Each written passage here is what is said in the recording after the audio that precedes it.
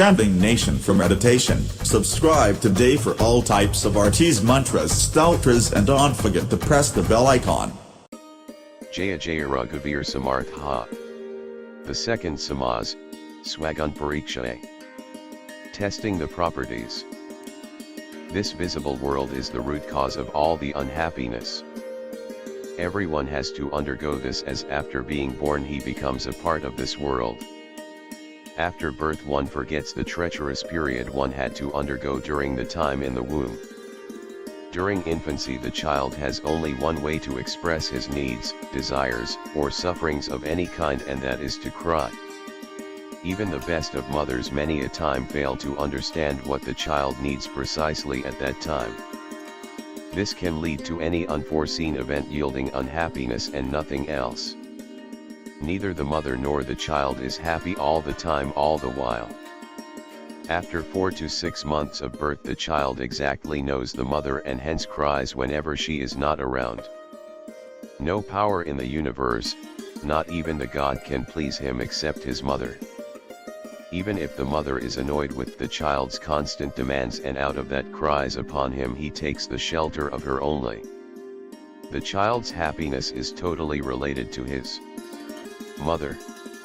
If the child unfortunately loses his mother during early childhood, he looks the most helpless and the unhappiest creature in the universe. This affects the whole development of the child. After growing in age the child's love for the mother goes on fading. His world expands and he starts developing interest in so many other things. His concepts about happiness and unhappiness change and go on changing with increasing age. He finds the advice of the parents strange most of the times.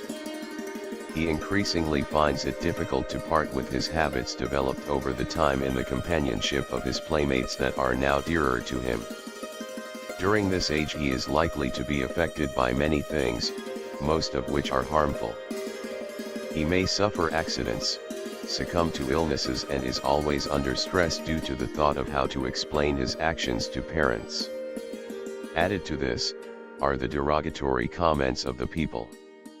All of this adds up to his misery. After a while the parents just refuse to give in to his demands or explanations, and they either make him understand the importance of acquisition of knowledge or just beat him for the same purpose. If he listens he acquires knowledge, and if he doesn't he remains a dud.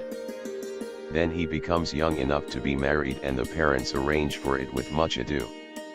Now this newly married fellow just forgets what his parents have done for him and falls in love with not only his wife but starts believing in his in-laws more than in his parents, who are reduced to mere miserable spectators.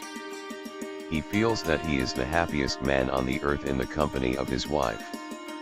In the love for his wife he forgets everything save everything. With the experience of organic pleasure his lust rather than being satiated gets bigger.